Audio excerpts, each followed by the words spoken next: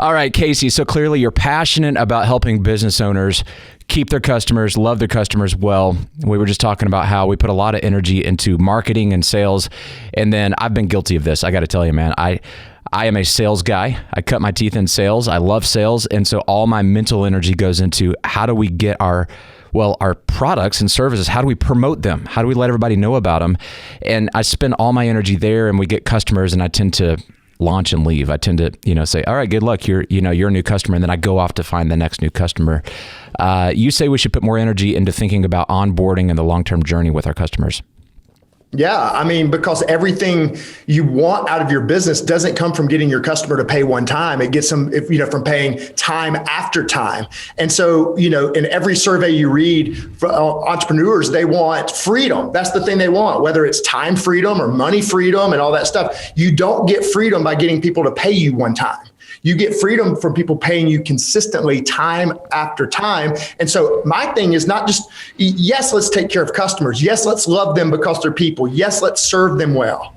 But also, if you want to get what you want out of your business, this is where it is. It comes after they start paying. And that's why we just always say, hey, one of the best things you can do is pay attention to paying people. Pay attention to paying people. And that's our mantra. We talk about it all the time. And that's why we do what we do. We talk in EntreLeadership that one of the 6 drivers of a peak performing business is obviously you have to have a great product or service, but the way that you deliver that, doing it with excellence, doing it in a way that makes them go, wow, these are people. They care. They went above and beyond. They're not like, Comcast or these companies that just don't have a heart and we call them and go, oh, they've got my money, but I hate it and I'm trapped. These people actually are giving me more value than I expected. What are the keys to doing that? Yeah, I mean, a couple of things is understanding, number one, that they're human beings. Like they're not a number on a dashboard or a spreadsheet. And so what I see is that the business owners spend so much time looking at dashboards, they forget that these people really have like real lives and real stories and real stuff going on and really busy. And somebody's got, sick in their family and there's crisis and they have fear and they have all these things going on. And so the beginning point of anything that you create and what you guys have done so well, EntreLeadership, and what Dave's done so well is overall is understanding that these are humans, and start there and celebrate there and live there instead of we want to get all these customers. Well, one of the first things we always do is we say people's names. Like we tell stories about real, actual people. And that's the first place that we say to start. That's number one is that you got to realize that we're human. It's interesting you say that. I think we're all susceptible to forgetting, at scale especially. We get a lot of customers and we're starting to watch percentages of increase or decrease. And it's just a dashboard is an effective way to try to get your head around all these numbers and all this stuff. But if you're not careful, we forget these are real people. One thing I have right here in the studio, just to help me when we're having these conversations, is a picture of actual EntreLeadership customers. I'm looking at Amanda. She's the executive director of Brain Balance Center. She's got a franchise to help with childhood development. And she's in Orlando, Florida. And I'm looking at her face as I speak right now. And I've got several of them because here in the podcast, I want to remember this isn't about just making a great podcast. There's people out there like Amanda who are listening. And what's going on in Amanda's world today? I don't know. She might be scared. She might be excited. She might have just had a record month. She might have just had to lay somebody off that was really hard. And so I think what you're saying is really important, that we have the faces and the names of our customers and their stories front of mind for us all the time. How do we do that to a level of making sure that our team remembers this is who we're here for? Because we have certain pieces of our teams that aren't necessarily front lines, the administrative side of the business, the accounting side of the business. Obviously, sales is out in front. They're interacting with the customers. But how do we make sure our whole team remembers the names, the faces, and the stories? Yeah, well, internally, so I think it comes with culture of what we celebrate. We always talk about what gets celebrated gets repeated, and it's true. Inside a gravy, we have something called a gravy biscuit in Slack, meaning that when we catch somebody doing something right, or they live out our core values, somebody will call out a gravy biscuit because we're a virtual company. So we don't get to see all of this. And so we throw it up and that's the gravy biscuit. And one of those is around the idea of doing unscalable things for people, because doing unscalable things like, for instance, if somebody opts out of your email newsletter, literally texting them, getting on the phone and calling them and saying, hey, listen, I just noticed you opted out of my newsletter and I'm just calling you. I don't want you to opt back in. I just want to understand why. And you give me your perspective on it. And then you end up doing that. You stalk them on social media. You see that they like Smoothie King. You send them a Smoothie King gift card. And that one unscalable thing that you can't do for thousands, you can't do for hundreds, but you could do for one, because what we found about unscalable things is that the story scales. So you can scale the story of the unscalable things. And that's what creates the magic internally of doing for, Andy Stanley says, do for one what you wish you could do for everyone. Yes. And then oftentimes when you catch people doing something right, you scale that story and then you share it over and over and over again.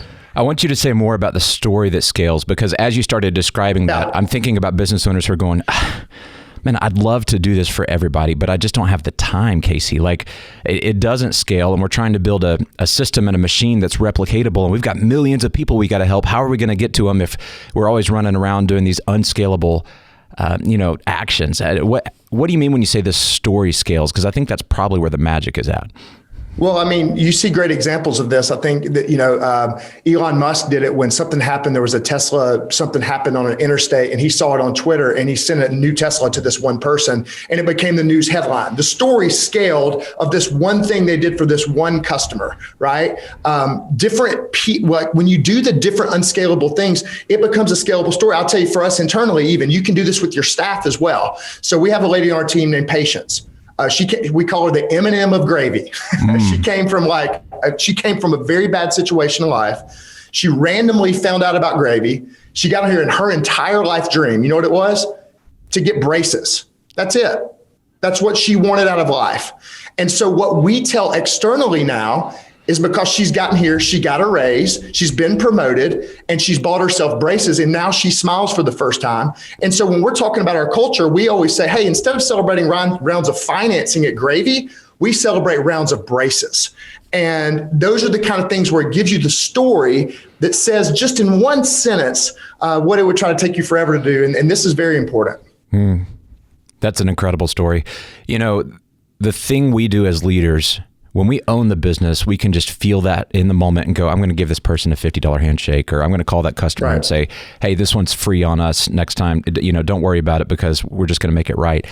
I think we feel the autonomy, and we feel empowered as owners, as founders, as leaders, because we have the budget. We know that it makes sense, and we're just going to do the right thing. I think sometimes team members don't feel like they feel the spirit of this. How do we get them to make the gravy biscuit? And sometimes money's involved, or sometimes doing something unconventional is involved. Clearly, we have to have a culture that says, one, you're going to be deputized to do this. Two, here's some budget. Three, if you do it wrong, you're not going to feel judged and shamed. We're going to celebrate and say, hey, let's tweak this in a way next time that maybe is more on track. What kind of conversations do you have with your team to set them up to be the hero to the customer? Yeah, I mean, for us, it doesn't have to cost anything, like literally. And what we do for a lot of our customers. So Gravy, what we do is we're talking to companies, customers all day and representing their brands. So we literally will send just a Loom video. Like a Loom video that's just a personal 60-second video that says their name, like they do at Starbucks. Casey, your order's ready. So you say their name, which is important. You empathize with them of whatever their situation is, and you just make it personal. And that's that. It doesn't take any budget to do that. All it takes is effort and give a crap. And so, making a personalized video, that's one of the things we do. Like, for instance, we call them RDRs. They're basically our SDR, sales development reps here at Gravy, the relational development reps. We don't send out cold text messages in people's DMs to them to connect with them. We send individual videos to people, and we go to their website and we say specific things about their company and who they are.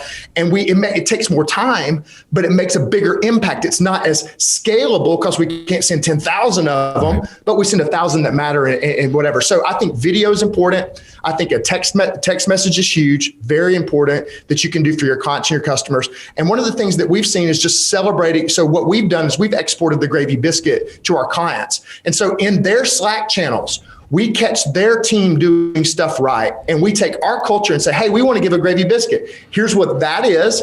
And we call your team doing something right. And we want to highlight that inside of our client Slack channels as well. And so those are the practical, free, quick examples of why anybody can do that. Yeah, I love it. Here's the bottom line. We know how we want to be treated as a customer, right? Like, you know what you were like. I was at the Perry Lane Hotel in Savannah, Georgia, this past year. And I went down and I was standing in line and I said, my son would like a cookie at the cafe. And the guy said, well, we don't have any cookies anymore. But last time we went, had cookies. And so my son was sad that we didn't have cookies. I said, okay, we ordered something else. The next morning, I get cookies, warm cookies delivered to our room with a note that says, for the duration of your stay, Gage will have cookies at the cafe. I am now on this podcast telling the story from the Perry Lane Hotel in Savannah, Georgia, because they spent, $10 and wrote a little note and said, here's some cookies. And so my question is, don't think of these big things. What are your cookies? What are your little things? Yeah. What are the little personalized things that can make the big difference? And that's the story that scales. Well, $10 got them 200,000 listeners that normally, sponsors pay thousands of dollars a month to get in front of. And so next time you're in Savannah, stay at the Perry Lane Hotel and you get your cookies. It's such a simple thing, doing the right thing, taking care of people, going the extra mile a little bit. I've been talking with leaders about a metric that we often don't really have on our dashboards, and it's conversion on effort. And I think one thing you're hitting on, especially when you're saying direct messaging people with a personal video, and the volume is not as high. You maybe can't send out and blast tens of thousands of people at the same time. Maybe you get to 100 in a day because of all of the lift that goes in that. But the conversion on that effort is 10x what it would be if you just sent one email and blasted it to thousands of people that you paid to get a list or something, right? Because it's not going to convert because people are over it. People are tired of the white noise in this space and being spammed and being hit up one more time. And it sounds like you're saying bringing back the old-fashioned, let's have a relationship and get to know each other person to person is the secret sauce.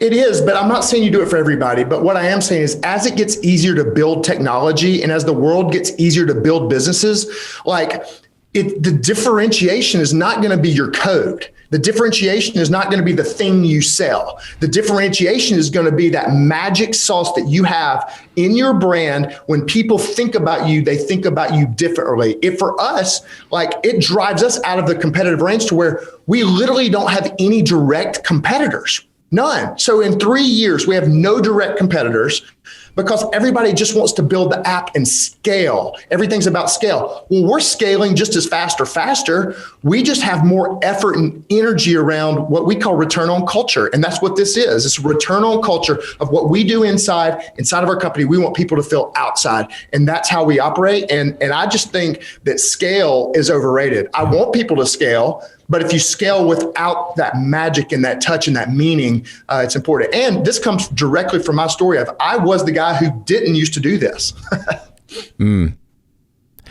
So it sounds like you had a personal transformation, that there was kind of this epiphany around this. Dude, I was a disaster. I was all you talking about grow. And we literally in the last company I was in 2014, I was approached by a private equity group. And they said, Casey, we want to buy your business. And they made an offer for the business. And it was a really nice offer. We went and sat down during due diligence. And I don't know if you've ever been through due diligence, but it's kind of like they get you naked and tell you all the bad things about you, and they're going to beat you up a little bit. And so I remember sitting in the boardroom, and literally within minutes, I lost millions of dollars because they looked at the facts of after people bought, and they were saying stuff like, in month 7, we noticed that there's a drop off for this. What was happening there? In month 10, here's a drop off, and everything wasn't about this. And I was like, no, look at the sales. They were like, no, we can't do that. We're looking at what we're going to get when we buy the business. And so in an hour meeting, I lost millions and millions of dollars. And they said, Casey, your business is not sticky. And so we went back to the drawing boards for 2 years, because what leaders try to do is they'll hear this and they try to treat it like a project, not a process.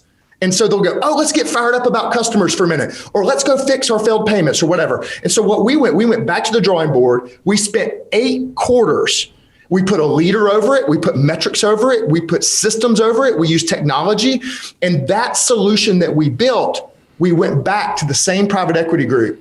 They 5X'd their initial offer 2 years later because we fixed this problem. And you say you have a personal conversion? That was a personal conversion of the reality of the value of your business. It's not about how well you can sell. It's how well you can sell and then keep selling to people forever. So is it as simple as we have to increase the lifetime value? Like, is that the whole metric we should be looking at? How do we get more value to the customer and then value out of them over the, it's like we're extending from month 7 out to year 7. Like, is that the objective?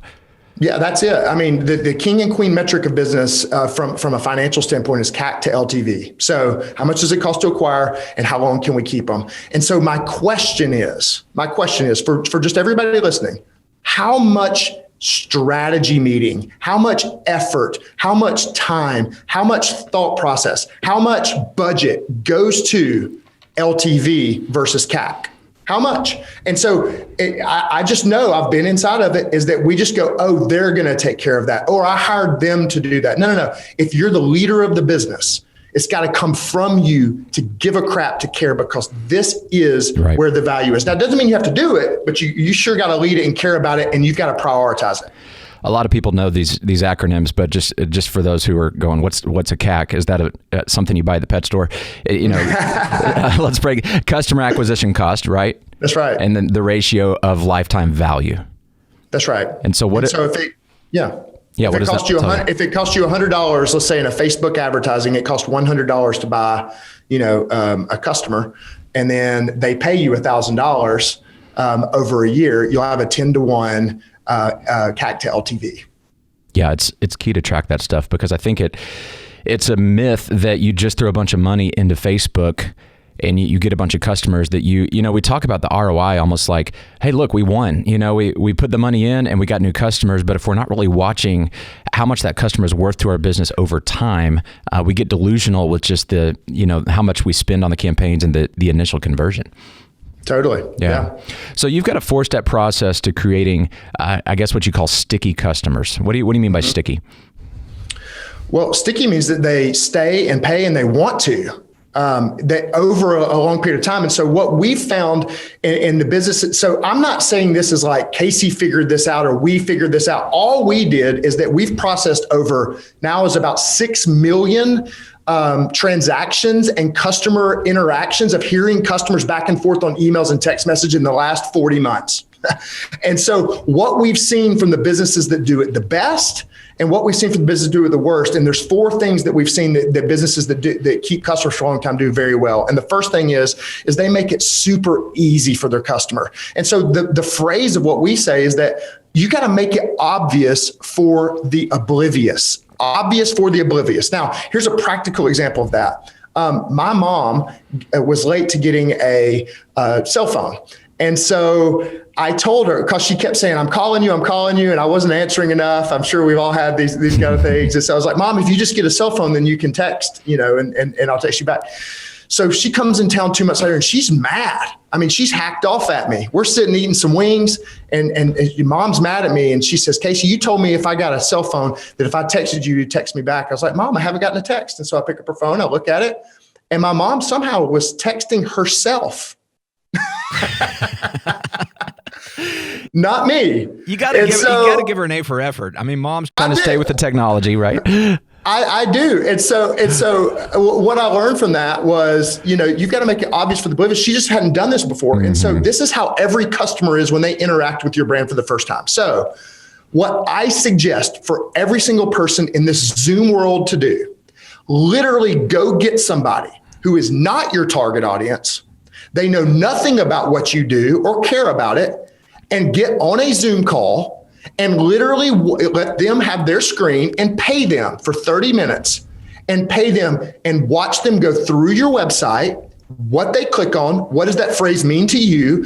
And literally it's a look over the shoulder. They used to do it in like the 90s. You just look over the shoulder and you would watch, but now you can look over the shoulder on Zoom and watch people, pay people, five or 10 people. Yes. And you'll see how oblivious people are to your insider language, to what you think is being said and what to do. one of the biggest things is they don't know where to go after they buy. They don't know who to contact. They don't know what to do next. And so oftentimes we spend all of our effort on getting them to buy, but then after that, how clear is it? Where do you go? What's the next thing you buy? All of those different things. And so that's what we mean by make it obvious for the oblivious.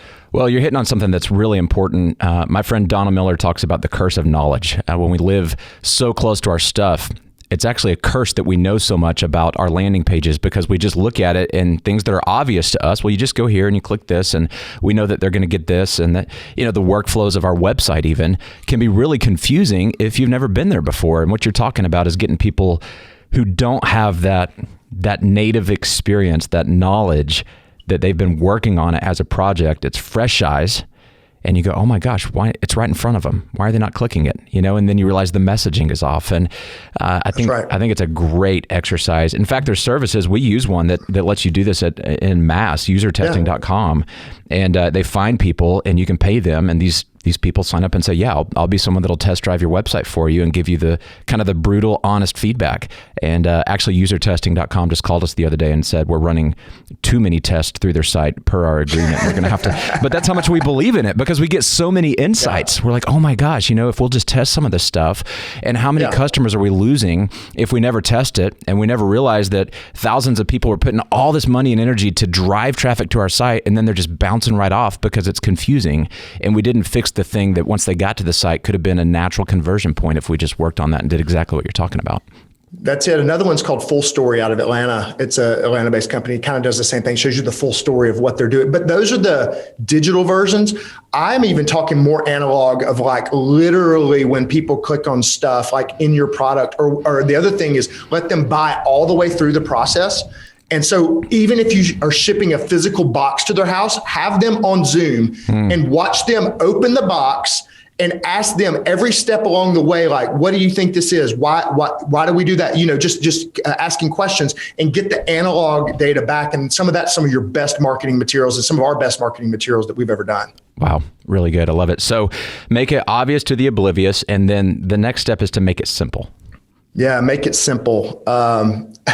So in my previous company, I laughed because we were selling these courses to church leaders, and because churches were broke, and I came from and you guys know all about churches being broke, I'm sure. And so a lot of these churches were broke. And so I built this thing called Giving Rocket back in the days. And I taught them how to raise money without being a televangelist. Okay. Like how to do it properly. And I built this whole system and 12 modules and all these coaching videos and documents and downloads. And all you have to do is pay $99. We're going to give you all this stuff. And so we started selling the crap out of this thing. I'm talking about that we went from $0 to $500,000 in ARR in under 90 days from scratch. And it just started taking off. But then just as soon as the roller coaster went up, about 3 months later, the roller coaster started going down. People started leaving.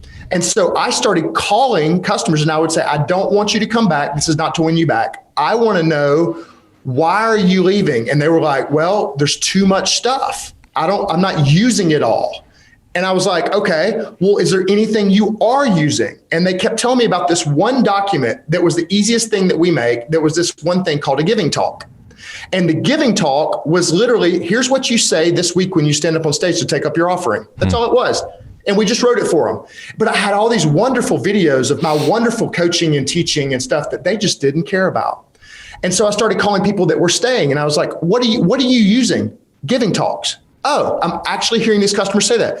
So we stripped the program out of everything. And the easiest thing to make was the thing that delivered the most value the fastest, which is the giving talk. And so we made the whole program about giving talks, which was cheaper for us to make. It was better. And then people stayed longer and we sold millions of dollars of this thing. The point of this is you've got to give people inside of your product a magic moment within the first 7 days of buying. And that psychological win of the magic moment of them winning, even if it's a psychological win, keeps them staying and paying longer than trying to deliver on all these big wins that happen over time. And so we do this at Gravy. As soon as somebody comes on, we save the first payment. We make the biggest deal out of the first payment save because it's a psychological win. And so my question is, what's the magic moment for your product? What's the magic moment for your service? What's the one thing that you can do that's like, this is the feature or this is the thing that if they do that, then we celebrate it to the customer and we reinforce that. That's the magic moment. We see people that don't do this and they just go, oh, we hope the product makes them happy. It doesn't work and it's too complicated. You got to keep it simple. I love that story. It reminds me of about 10 years ago here, we had a website service. It was like a blog with a membership called My Total Money Makeover. And Dave Ramsey wrote the book, The Total Money Makeover. Right. It was a New York Times bestselling book. And we thought, let's have an online community where people can have, they can chat, they can get answers. And we probably had 15 different things in there. We had a budget template. We had a forum. We had we would take clips off the radio show and dump those things in there, tools and calculators. And we had a decent little following because we had a lot of people that were just big fans and they'd jump in there. But a really great product guy, Michael Finney, who's on our operating board today and oversees all of our technology and digital product, he came in to that team at kind of entry level and he said, hey guys, they're only using one thing. What are they using? What are you talking about? And this was a sacred cow. I mean, we loved this thing, My Total Money Makeover, and it was a business unit. And he started challenging that it shouldn't be everything we were trying to make it. And he said, guys, the thing they're using is the budget. It's all about the budget. Everybody comes to Ramsey. They hear they want to get financial freedom. And then they're going, just show me how to do the budget. Get rid of all this noise and all these articles. And essentially, they took that entire, what was a line of business, shut it down, sunsetted, and relaunched what today is EveryDollar, which is our budgeting app. And it's the most popular thing that we've ever done from a digital product. And it's blowing up and it's got a 5-year just up and to the right hockey stick. If you look at that thing, you go, okay, one guy came in and noticed that there's one thing that's the magic moment. This is the core part of the product that everybody really cares about. And it takes a lot of courage to do that. And so I think as founders, as leaders, as entrepreneurs, we're just idea people and we're constantly thinking about, okay, they need to know all this stuff. And you're calling out that we've got about 30 seconds of their first day with us of attention span to really win them and create that magic moment. How do we figure out what that thing is? Because I mean, we're proud of all of our things. We like all of our ideas. We want them to sit down and read for hours, all the brilliant stuff that we came up with for our customers. And the reality is they're not going to do that. How do we decipher? How do we filter down to, well, this is the thing that we need to double down on? I literally think it comes down to doing the unscalable questions that you ask. And you can do the scalable technology of watching what they do to when they stay, right? And so that works. But then the unscalable thing is getting down and asking, or you can send the survey out and ask the question in their language, which is, if you had to boil it down to, what is the one reason that you bought this product? What is the one outcome that you want from this? And getting it that clear and that simple, that's what helped me. So a company called Infusionsoft, I was one of their first early customers like 10 or 11 years ago. Yeah, I love it. Great friends of ours, really good company. Yeah. And so when I started, one of the things that they found out from their founder, Clayton Mask, was if they can get me to send out my first email campaign, that's it. If I get one email campaign and get my contacts uploaded, I'm stuck. That's it. And so they created success coaches around that. And so they found that by looking at what are the actions and the activities through personally talking to people and seeing via the technology what they do. And so I really think it's that simple. Here's the deal with all this. If I was listening to this podcast, it's the whole no doubt, there's not been any magical things that we've talked about. There's no unicorn ideas here. This is all about giving a crap.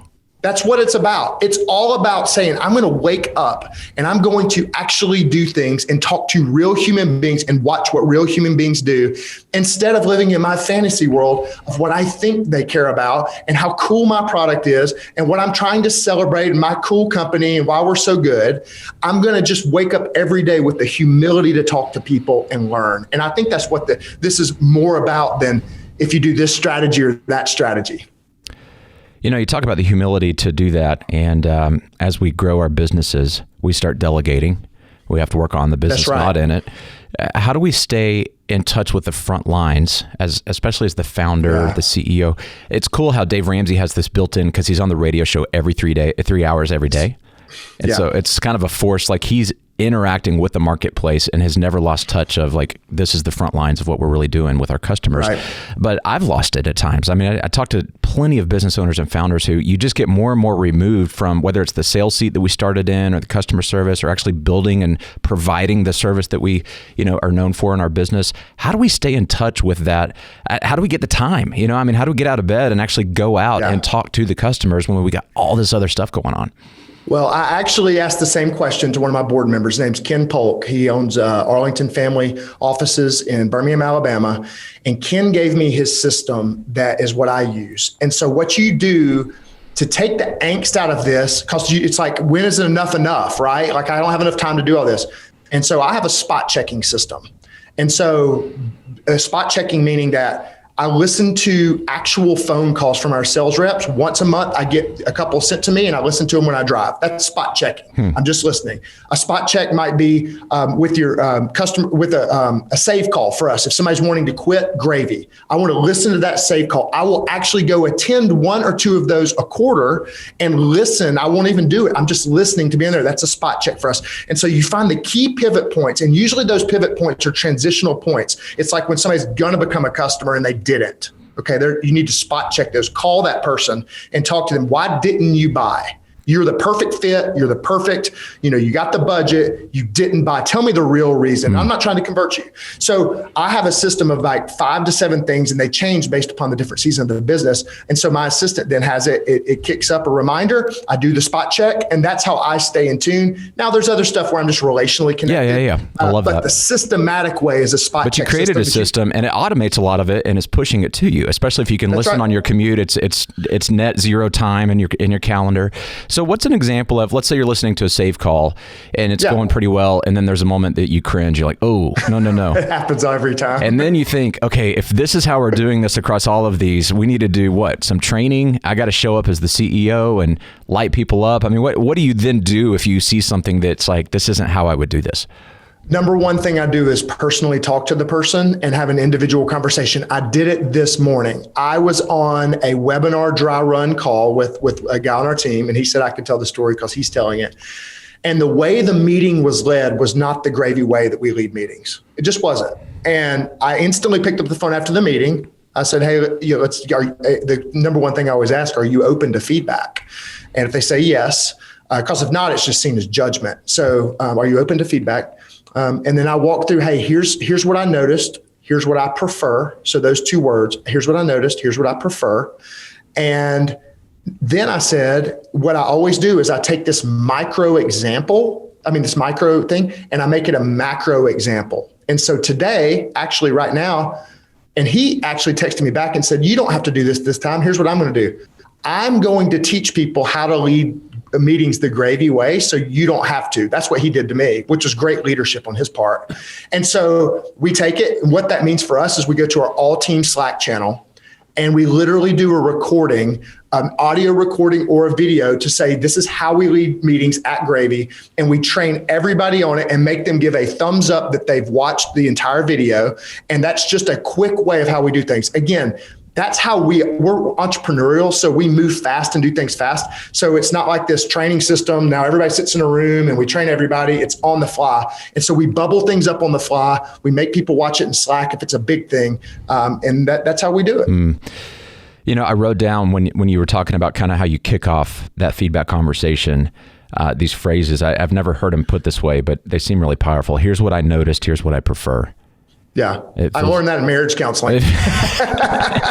My wife was telling me that. It feels very disarming. I think that's always a tough, like, how do you break the ice when you're about to give somebody feedback, because you don't want to be the heavy. You want them to know that you're for them. Hey, I noticed this. I prefer this.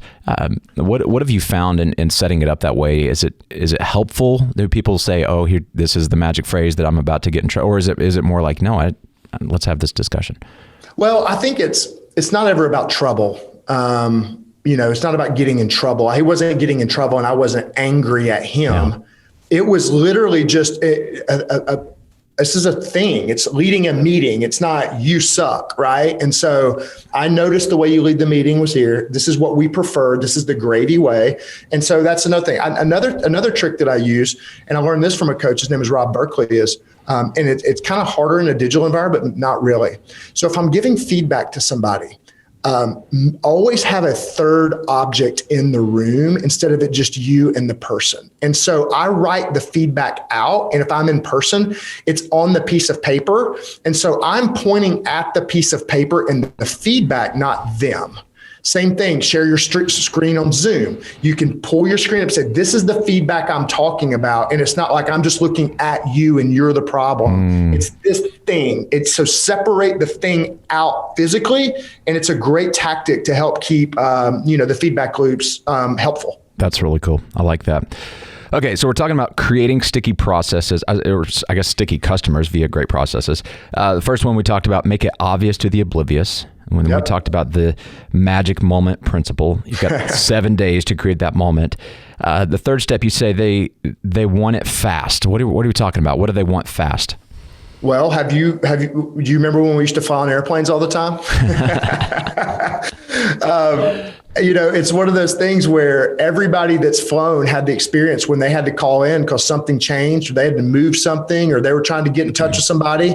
And you get that because Delta or American Express, or American Airlines, all of them, they all love us so much that they tell us that on their automated voice thing, tells us how much they love us. We are such an honored customer that you get to talk to the robot. And when we all have a problem, and especially when we're pissed off at the Comcast, like you said earlier, whatever, we call in, we get the thing. And what everybody does is we press 0, or we start screaming representative, or what? Then you have to slow it down, representative, to get them to understand. So we all have had that experience to where when a person feels pain, this is a macro principle though.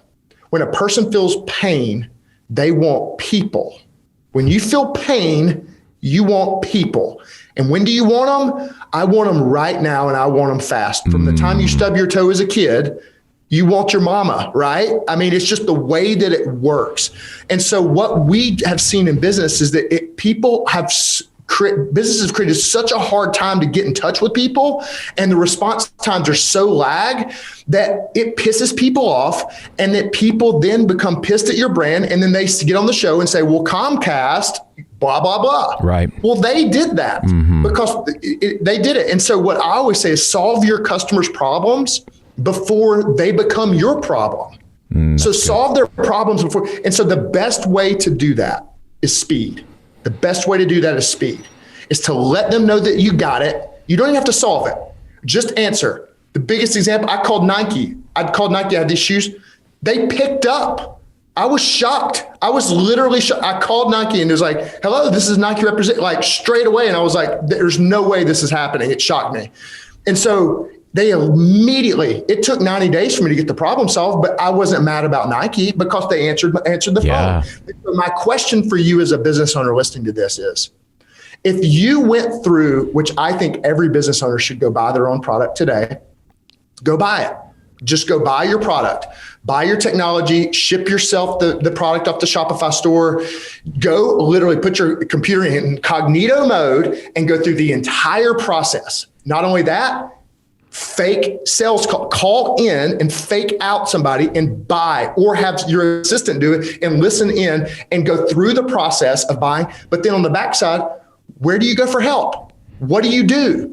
And we do not make it clear for people, where do you get somebody fast? And we see this as one of the number one reasons that customers churn. It's not that they necessarily don't like the product or that they hate it. It's if that somebody would talk to them really quickly, they would stay. That's why people hire us, is like people say, Casey, what's your secret sauce? I'm like, speed and empathy. We're faster to the person than anybody else. And I used to do this even in hospital visits when I worked at a church. I would get there at 5 a.m. and this is actually terrible. And I'm sorry if I did this visiting hospital. My strategy was, the earlier if you got there before them and then they walked in, you didn't have to stay a long time. So the longer the later in the day you went, the more you had, the longer you'd stay. So I would be there first thing, but there's something about being there first. There's something about being there quick, and that solves the customer's problem. And I just think a lot of businesses should pressure test the speed on the back end of their businesses. How quick is quick? I mean, today I think we're in such an on-demand, the expectation for fast has done nothing but increase. Totally. on response time. I know a lot of companies, they try to have little chat features on the website that pop up right then. But then as a customer, you kind of go, I don't know, do you even really work for that company? Are you really going to take care of me? Are you just a robot? Everybody's trying to get into AI and scale this stuff and do it where it's automated. I think there's a lot of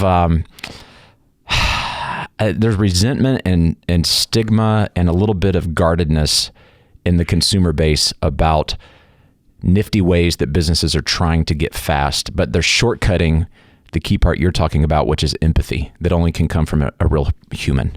So how do we get lots of empathy really fast, and how fast is fast? What are we talking about? Yeah. And that's why I would say, there's a couple of different ways. Obviously, there's technology. There's two things. There's technology and people, right? What's the technology system that you use to get information from your customers fast? Like, what is that? And there's a million different technology you can use. But then the people side is that they've got to know that this is actually a real person named Jamie and that Jamie actually has access to their files and can actually solve their problem. I don't think they actually care if it's outsourced or if it's an AI thing. I think all the end user consumer cares about is, did I get my pain resolved? So there's a million ways to solve it, but that's what I would say. Empathy is the number one way we get people to stay in subscriptions.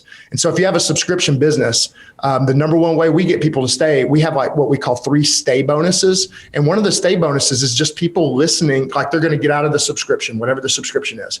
We listen to them and we say, and all we do is listen to them. Tell us everything you don't like about this. They'll list everything they don't like about it. And then we say, hey, listen, we hear that because of that. I know you were going to leave, but we'll give you 50% off if you for the year. And here's a one-time purchase, and you can just purchase it and you can have it for the rest of the year. And you would not believe, just because we listened to them, and then they paid more. Just because we listened to their story. And then we put an offer in front of them, but it's an empathetic offer. Here's 50%, pay up front, you get the whole year. And how many people stay in the subscription? It's amazing. How do you do that with, I'm not going to say integrity, because that's too big of a word, but if you're thinking about new customers and they're going to pay $100 a month, but then if they knew that they were in for 3 months and they were going to leave if you would knock it down to $50 a month, it almost feels disingenuous to your new customers that you're charging $100 a month. So is it kind of under the radar? Is it something you pull out just because they're leaving, and now you go, oh, this is really what you're worth to us because you're about to leave? Yeah, and it's not to us. We represent the brands. And so we, on a spectrum, we go through, when somebody comes on, we say, hey, listen, if somebody's going to leave, how do you want us to get them to stay? So I don't, it's up to our end user of what pitch or offer we want them to make. And so whether they feel it's ingenuine or not ingenuine, that's up to them. We don't feel like it is. We feel like it's an opportunity. If the person's going to stay and keep the product, they can do that. And so that's how I see that. So empathy and speed to resolve the pain. Do that quickly. That's the third step to creating sticky customers. The fourth step, you talk about making sure that it's personal. Say more about the 55-cent principle. This is a big deal. Colonel Derek Lane in the Marines. He's one of the youngest Marine colonels and happens to be one of my very best friends. And he was in Tampa. And he was over, this huge Marine base. And so he's the guy, right? I'm talking about like at the thing, like the guy. And so I was walking around going, dude, I just know you as a friend. These people do it like, so you're a big deal. And so what he would see is it's like 99 degrees and humid in the summer. And he'd see this 18-year-old Marine that would be out there working. Their job was to work on the trucks, like physical labor working on the trucks. And he just kept seeing this guy. This guy had a poor attitude and he was down and all this kind of stuff.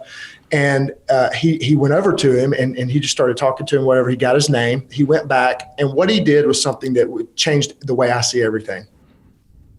He found out the guy's mom's address and he writes a personal thank you note to the guy's mom and talks about how good of a Marine this guy is and all of this. A week later, he goes by. He says the guy is literally running from place to place, putting stuff on, big smile, all like totally changed everything for him. And he said, Casey, this is what I call the 55-cent principle. It cost me 55 cents to send that thank you note. And it changed not only his life, but it changed his mom's life and her perspective of her son who joined the military at 18. And he told me the story, and he was just like, you never know what 55 cents can do for somebody. And so what we've adopted, and one of the things that I think that we as companies and the people that are going to win in the future it's not AI and robots. That's not what's going to win. What's going to win is when we start treating everybody like a somebody.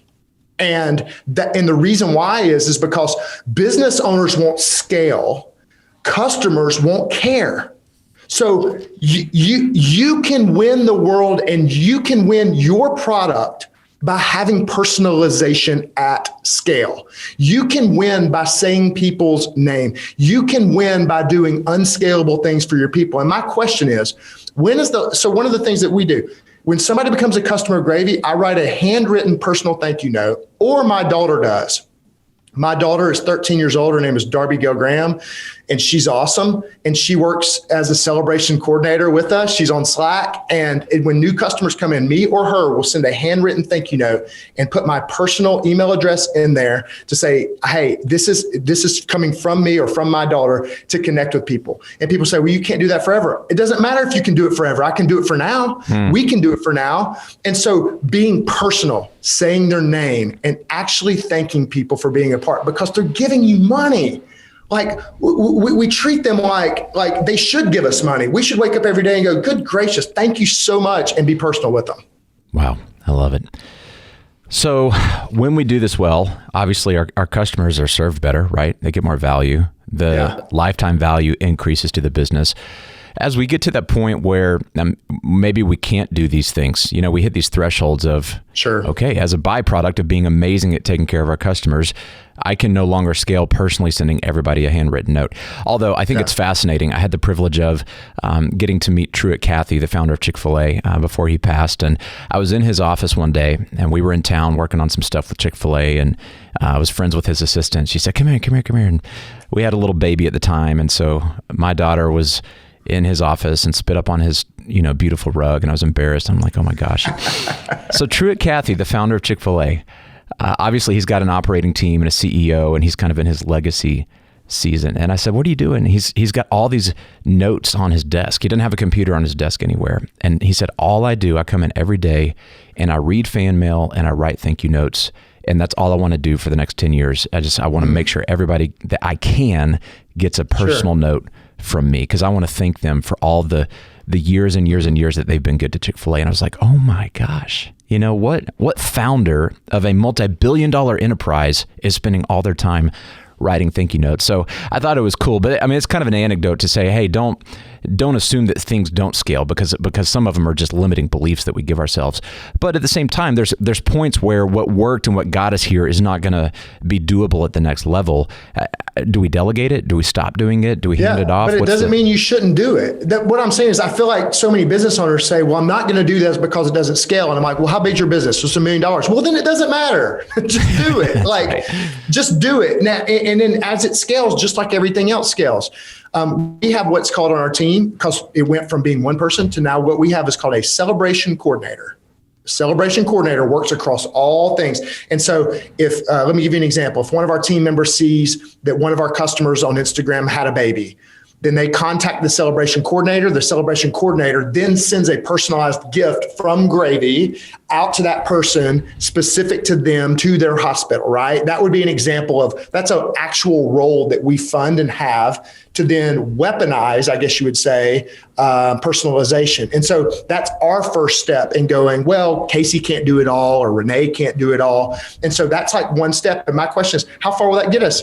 $20 million, $30 million, $40 million. Then you build a little team underneath it. And the bottom line is, like, do you care about it? Do you fund it? Do you celebrate it? Is this a big deal for you? And for most people, it's just not, but it is the difference maker. Your product will become a commodity over time. This is what keeps you premium. This is what keeps people telling people about you. That you wouldn't believe. The number one thing that people share is that we have this little onesie that we send to babies it says Gravy Baby. So we send Gravy Baby onesies and personalized note and gift or whatever. How many customers just put that on Instagram, Facebook, what they share? Hey, this company, like, they talk about what we do for them, not what we do. What we do is boring. Even though it's saving people tons of money, What we do for them is what they talk about. When we treat them like a human, that's what doing unscalable things, that's how it gets you the scalable stories. I love this. You clearly have a culture of this, and you've designed that intentionally. I imagine you and I are similar, probably similar to Dave Ramsey. We started this thing based on us having personal relationships. I started EntreLeadership on the phone with every customer that showed up to the first event where we had 100 people. I wrote all of them a personal handwritten note. I knew their kids' names. I knew their stories. And I was so invested relationally early on. And then it got bigger and we started hiring people. And the same thing here with Dave Ramsey. He sat kneecap to kneecap across a card table from people who are in financial distress, and he's personally coaching them through. And he's going, let me call the creditor for you. I'll put them in their place. I'm going to fight for you, man. He personally advocated for the first, I don't know how many thousands of actual customers. And today he can't do that. We've got teams that do that. As founders, I think we assume that when we hire people, they're going to have that same fire and that same, it's just, for us, it's obvious, it's like, well, of course you take care of the customers. That's what got us here. We remember those early days when they're all we had. We didn't have the multi-million-dollar facilities and the resources and it was our ability to build relationships is what the whole thing got off the ground on. And then we bring people on, and I think we forget or we assume that they don't know those stories, and we have to teach them, hey, this is how business works. These are these humans out here who have hopes and dreams and fears. And how have you been so intentional to distill what you know as a founder into the hearts and the minds of your team? Two ways. Number one is the way that we've transitioned to doing this is now I have to do this with our team. So we're at 53 people as we record this. My number one priority is to do for one what I wish I could do for everyone with them. That's why this morning I was coaching a guy that said, hey, because I see him being a future CEO somewhere and I want to be his first investor. So I was like, he's on our team. He's awesome. A young guy's just killing it. And I was just like, I'm personally going to coach him. Not all the time, but I saw something, I'm going to coach him. And I'm doing that with him and sharing with him the cookie story because I tell people, hey, we want the Ritz-Carlton experience. Well, I didn't experience that on the call. Then I explained to him the story of what that means. And then he sent me back a thing that says, now I understand about what it means to give him the cookies. That's a one-to-one example of now, though, that guy gets it. But it took some time. It took a little bit of effort and energy, and he's going to crush it. And so it starts with your team, and it starts with, and again, it can't just be me doing it. It's got to be other people doing it as well. But that's number one, is if you see something, you say something. We talk about that all the time, which is I noticed I prefer. I've been around this is how we do it around here is another phrase that we use. So this is how we do it around here. So that's cultural stuff. And then one cultural thing I would say is inside of our core values, we have what we call myths and legends stories that we share in our new employee onboarding class. We do 5 weeks, and me and my co-founders still train every single group of people that come in. And all we do is tell stories of heroic stories that happened one time of what one person did, and we connect it to our core values. And so they remember the story more than the value. And so we have a heroic story connected to our values. So that's and we make our team the heroes, not us, right? So things that they did. So that's the cultural side of how we do this to multiply it. Now, the other side, which people think we're crazy that we spend so much time doing, Gravy is essentially a leadership development company disguised as a payments company. Period. So we have a system internally called Decade of Destiny, which is where we spend, and it's a passion of mine, to help our team leave Gravy better than they came in. And we help them plan 1 decade in advance in 3 key areas, which is their relationship, their money, and their energy. And we help them do that. And every quarter, we're planning with them for their life to have a better life. Now, you'd say, what does this have to do with recruitment and staff and everything? Well, here's what it has to do with. They know that we care about them as human beings, not human doings. And because we're modeling caring about their life, in turn, they care about the lives of other people. And so these are the 2 strategies that we employ. And I'm not saying everybody needs to do this, but that's how we do it internally. I'd love to hear you more on this idea of telling the story and connecting to a core value. We have core values. You have core values. We throw these around a lot, and there are a lot of business owners going, okay, I know I need to get some core values, and then now you're saying tell a story about it. Do you have a practical example of one of your values and then a story that you would tell to make this a little bit more concrete? Because I think it's brilliant, and I want you to unpack it a little bit more. Yeah, well, this is a fun. One of our core values is that we don't take ourselves too seriously, as you probably can tell. And but here's the deal with statements. You and I, if I told you that statement, we don't take ourselves too seriously, and said, you go write down what that means to you, and I'll go write down what that means to me, they're going to mean two totally different things. It's so true. This is big. Okay. So what we do is that we have a chart underneath those that breaks it out, that says, this is what this does mean. This is what this doesn't mean, for clarity. And so does means and doesn't means. And so we break it out into each one. And so we have this chart.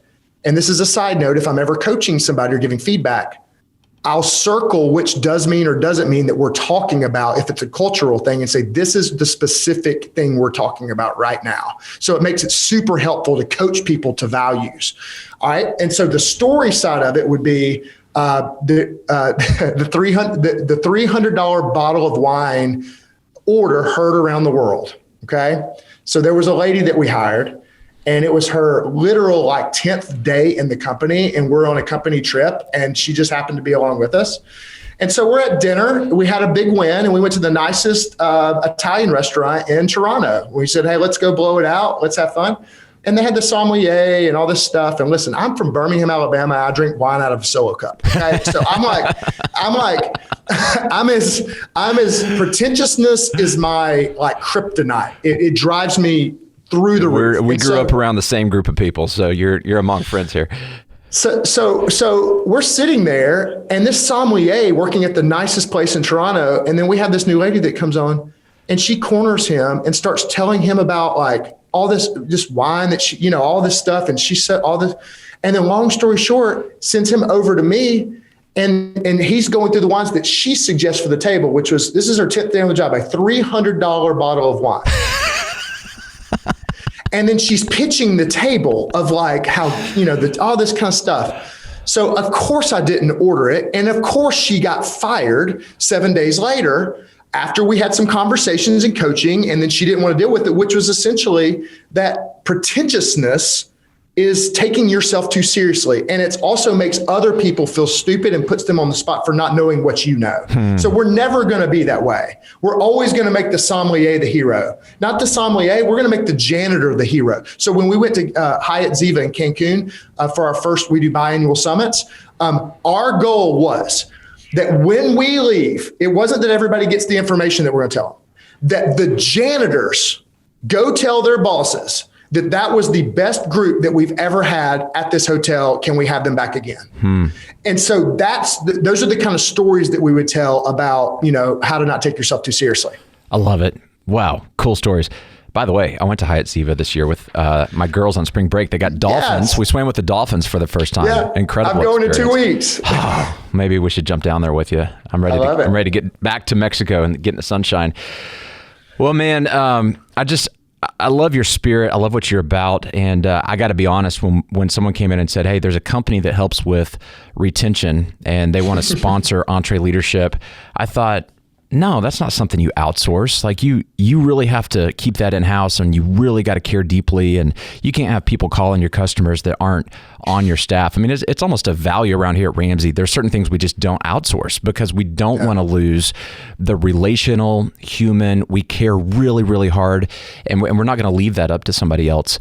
And the way that you guys do it was remarkable to me. The way that you guys are actually interact. I mean, these values, it's like some of these are higher standards than I think we've even communicated to our own team. And we're going, gosh, this is, if we were ever going to outsource this or recommend that business owners listening bring on a partner to help them with retention, you guys are doing it right. I'd love for you to speak a little bit more to your service. I mean, you guys are a partner with us here at EntreLeadership. You sponsor the podcast. People have been hearing about you. But talk us through the way that somebody can get plugged in with you guys, and specifically some of the benefits and how that interaction works. And you probably get a lot of objections from business owners asking similar things like, how do I know that I can trust you with my customers? Let's tackle some of those objections. I'd love for you to talk through that some. Yeah. And that how you can trust is that you guys do, and that we can walk you through, the Michael Hyatts of the world that work with us and the different brands and all that. But I know that doesn't, necessarily seal the deal. The bottom line is what we do for for retaining revenue is very simple, is that we pay attention to paying people. And in companies, like CEOs listen to this, everybody agrees that we should do this. Everybody thinks that it's absolute what should we do. But the problem is it doesn't sit anywhere cleanly. Here's what I mean. Finance, that usually what people say is they'll go, well, our finance department should do this. Well, usually financial people are not getting on board to reach out to customers and win them back over all the time. Well, customer success do this. I've never once met a customer success team that wasn't already overwhelmed with inbound. And so, it might sit there, but it becomes number 17 on their job description, right? Okay, sales team, good luck getting them between sales calls to go back and go get these people. Like, they're just not going to do it. And so it doesn't fit cleanly anywhere. And so what they'll do usually is they try to treat it like a project, and what we're talking about specifically is failed payments, that credit cards are failing on subscriptions or at purchase, and say, we need to clean this up. And what they'll do is they'll put it on one of those three teams, and they'll get after it for a little bit. But as soon as the next urgent things come up, it slips by the wayside. And so what Gravy is and why we exist is that when we started, we said we want to return $1 billion back to businesses by the end of 2023. We're at $120 million back to businesses. And the way we do it is as soon as our technology hooks into your payment system, whichever one it is, as soon as a credit card fails, we instantly are alerted. We have internal technology that alerts us. We have real retention specialist agents that use email and text, sometimes phone, but we're not outbound because you don't answer outbound. You don't answer random calls. Right. I don't answer random calls. And so it's warm. It's connected. The email's like, hey, this product failed. Here's why your credit card failed. It's very specific to why their card failed, what product it is. And we start the process, and we have what we call reconversion cadences that for 30 to 60 days, depending on the companies, that we stay after this. And so the reason why this doesn't work in-house is because if you really think about this, you shouldn't have it in-house. You shouldn't. And here's why. Because you have limited resources. This is a limited amount of money that you can go after. So if you only got 10 people on your staff and you're failing, let's say $50,000 a year, well, you don't want to take a full-time FTE and go get $50,000 a year. You want to put them on the marketing and the scalable and the 10X and those kind of things.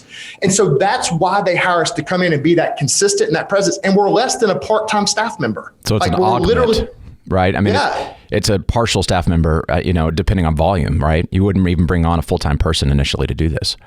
No, and there's nobody that wakes up like in career day in high school and goes, you know what my dream role is one day? I want to be a retention specialist. And so the question is, this is all we do. We built a culture, a vision, a mission, values, everything around this one thing. And we only do one thing. People say, what are you going to do next? Nothing. Until we return $1 billion back to businesses, we're going to be returning money back to them. That's all we do.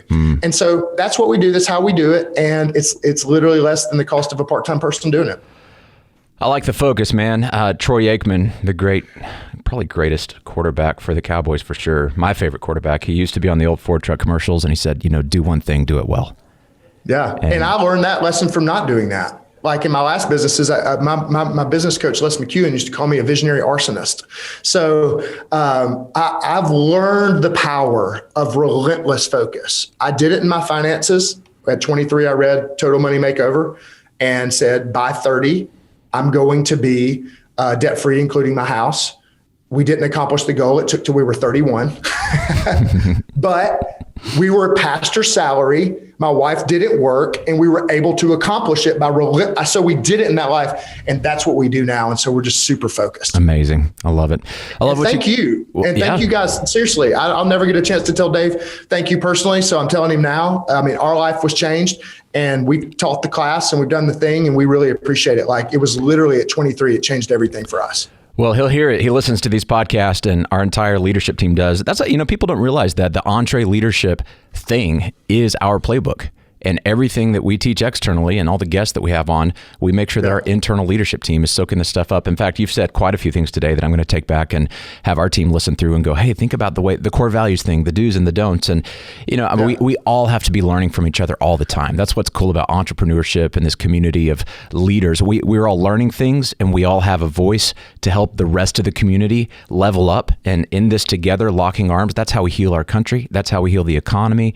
We're the backbone of this nation's economy. And if we think of ourselves as individuals, we miss it, but if we think of ourselves as a collective whole, we all have a contribution to make. And you've made an incredible contribution of value and just really practical today. Sometimes people get on and it's a lot of inspiration, but I just love all the nuts and bolts and just the really practical steps for entrepreneurs and business people out there listening.